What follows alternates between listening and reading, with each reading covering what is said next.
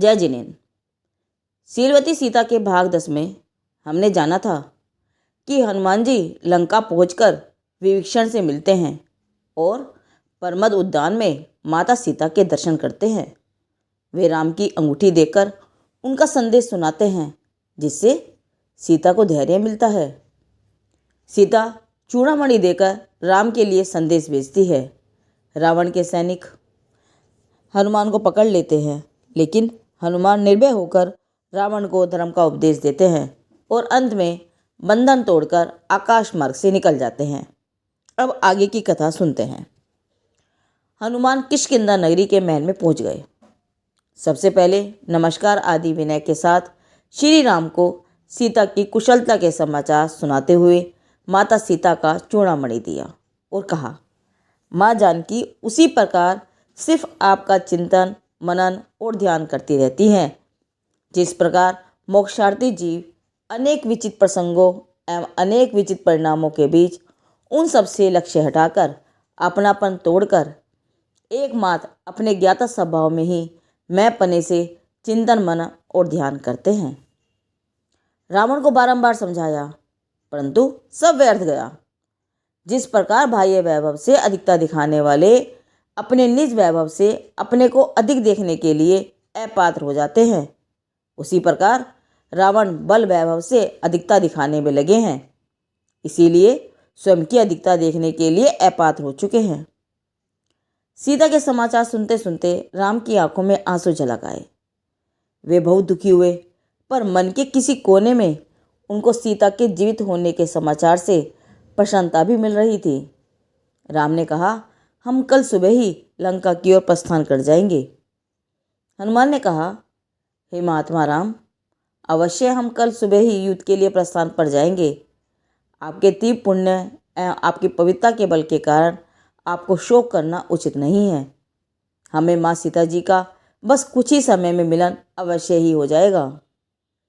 हमारी माता सीता स्वरूप की दृष्टि भगवंतों की भक्ति के बल से रावण के वैभव से अप्रभावित है। अप्रभावी माता सीता को रावण का वैभव तो क्या, 3 लोक का वैभव भी झुका नहीं सकता। रावण के बंधन पर होने पर भी वह मुक्त हैं और मुक्त रहना ही मुक्ति की कला है।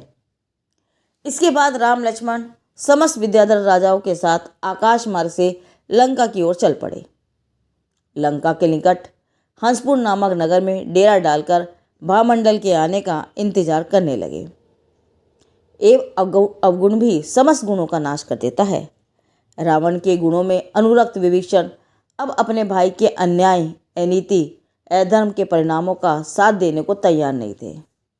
अतः विभीषण भी अपने भाई रावण का साथ छोड़कर धर्म और न्याय नीति का साथ देने के लिए श्री रामचंद्र जी के प्रति समर्पित हो गए। अधर्म, अन्याय, अनीति के कारण पुण्यहीनों के चिरकालीन मित्र या भाई भी विनाश के समय पराय हो जाते हैं। महापुरुषों के पुण्य अपवित्र परिणामों के कारण शत्रु राजा भी आत्मीय हो जाते हैं। इसीलिए संसार की विचित्रता जानने वाले मनुष्य को कभी ऐसा विचार नहीं करना चाहिए कि यह मेरा भाई है, यह मेरा मित्र है, यह मेरा सेवक है, यह बंधु है, यह सुख देने वाला है, क्योंकि पुण्य के उदय में जो भाई मित्र जैसे दिखते हैं, वे ही पाप के उदय में शत्रु जैसे दिखने लगते हैं। विभीषण के आने पर हनुमान ने विभीषण का परिचय देते हुए कहा, उनकी न्याय नीति एवं धर्मात्माओं पर उनकी सातिशय प्रीति के बारे में सबको बतलाया। राम ने उन्हें अपनी सेना में शामिल कर लिया और उन्हें लंकाधिपति बनाने का आश्वासन दिया। भामंडल भी अपनी सेना सहित पधार गए। इस प्रकार हंसनगर से उन्होंने लंका की ओर प्रयाण किया। लंका के समीप पहुंचने पर उन्होंने रणभेरी बजवाई। लंका से युद्ध के लिए सब प्रथम हस्त और परहस्त निकले। तदंतर इंद्रजीत, मेघनाथ, भानुकरण, दशानन आदि योद्धा अपनी अपनी सवारी पर आए।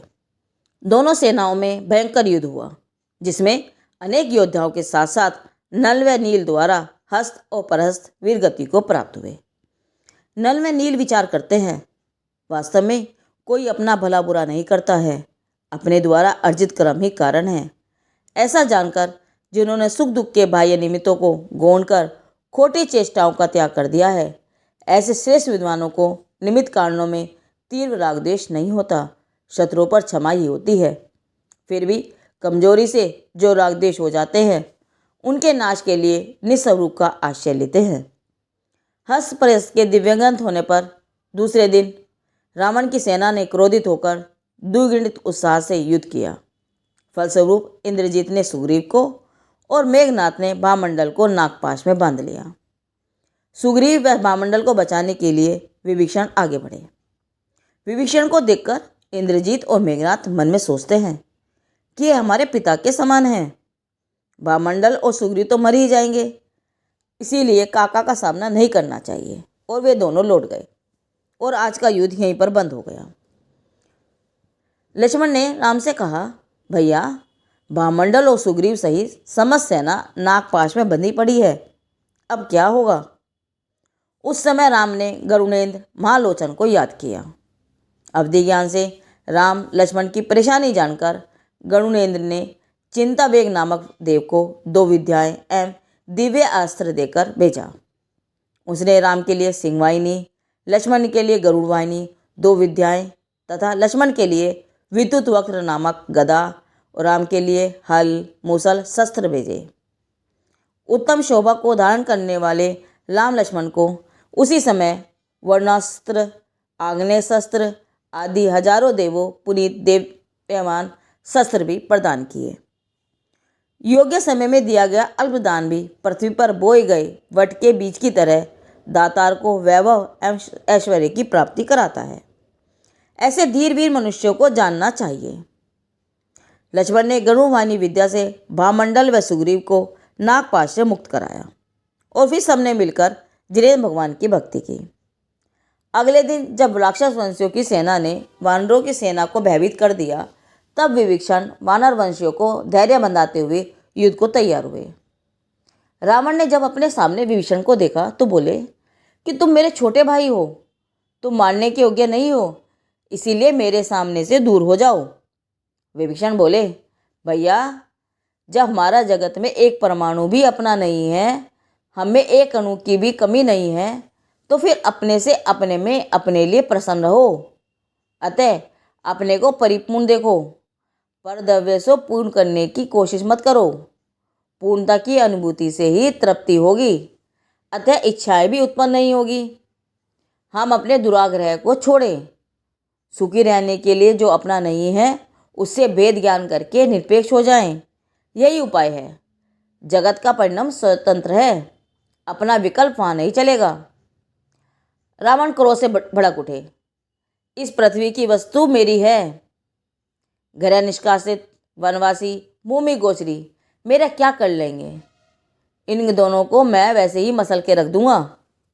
विभीषण बोले, भैया, इन्हें साधारण भूमि गोचरी मानव समझने की भूल मत करो। ये न्यायवान हैं, नीतिवान हैं, अपने दुख के लिए पर को दोष नहीं देते हैं, सुख के लिए पर की ओर नहीं देखते हैं, समतावान है, धैर्यवान है। यह पराया धन पराई स्त्री को देखते तक नहीं है।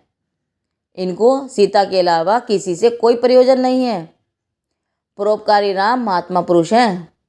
इनके निस्वार्थ परोपकार एवं भगवंतों की भक्ति के कारण ही कितने बड़े बड़े विद्याधरों के अधिपति सुग्रीव, भामंडल, हनुमान जैसे विद्याधर नतमस्तक होकर इनके पक्ष में खड़े हुए हैं। देवता दिव्य अस्त्र देने आते हैं, परंतु तीर्यमान के कारण आप में विचारने की शक्ति खत्म हो गई है। भैया, आपसे कुछ भी कहना निरर्थक है। नजर कर देख लो अपनी, गगन पर और जल थल पर, नहीं कोई फला फूला, कभी अन्याय के बल पर।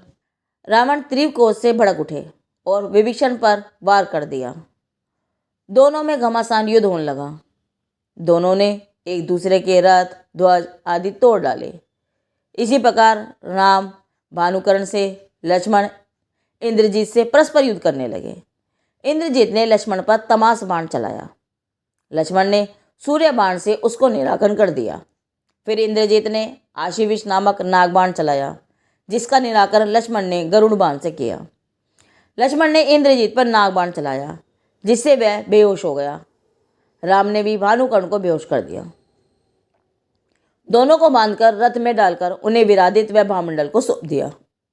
इसी समय रावण ने विभीषण पर त्रिशूल चलाया, जिसे लक्ष्मण ने बीच में ही रोक दिया। अतः क्रोधित होकर रावण ने लक्ष्मण पर अमोघ छेपा नामक शक्ति चलाई और लक्ष्मण बेहोश हो गए। यह देखकर राम ने अनेक प्रकार के अस्त्र चलाए, पर रावण पर उसका कोई असर न देखकर वह रावण से बोले कि तू दीर्घायु लगता है, अभी कुछ दिन तेरी आयु शेष है, इसलिए मेरे बाण निष्फल हो रहे हैं। अब मैं तुझसे एक प्रार्थना करता हूँ, युद्ध में मेरे भाई को तुमने शक्ति से घायल किया है, वह मरण सम्मुख है, अतः यदि तुम अनुमति दो तो मैं उसका मुख देख लूँ। राम के इस अनुरोध को रावण ने तुरंत स्वीकार कर लिया, क्योंकि वह किसी की प्रार्थना ठुकराता नहीं था। अतः राम की प्रार्थना पर रावण युद्ध भूमि से अपने महल में लौट आए। महल में उन्हें इंद्रजीत व भानुकर्ण के पकड़े जाने का समाचार मिला, जिससे उन्हें अत्यधिक दुख हुआ। आज का कथानक यहीं समाप्त करते हैं। शीलवती सीता के भाग 12 में हम जानेंगे कि राम रावण युद्ध के दौरान रावण की अमोघ शक्ति से लक्ष्मण मूर्छित हो जाते हैं। राम अत्यंत दुखी होकर उनके साथ अग्नि में प्रवेश करने का विचार करते हैं। एक विद्या द्वारा लक्ष्मण को बचाने का उपाय बताता है कि विशल्या के स्नान का जल उनकी शक्ति निकाल सकती है। हनुमान, भामंडल और अंगद का अयोध्या जाकर विशल्या को लाना, उनके आने से लक्ष्मण के शरीर से शक्ति निकल जाती है और वे स्वस्थ हो जाते हैं। बाद में लक्ष्मण और विशल्या का विवाह। उधर रावण संधि का प्रस्ताव भेजना, लेकिन राम उसे अस्वीकार कर देते हैं और सत्य असत्य का युद्ध जारी रहता है। यह कथानक शीलवती सीता से लिया गया है, जिसका संकलन ब्रह्मचारी चिदानंद भैया द्वारा पद्म पुराण से लिया गया है। जिनदेव की वाणी आगम वाणी।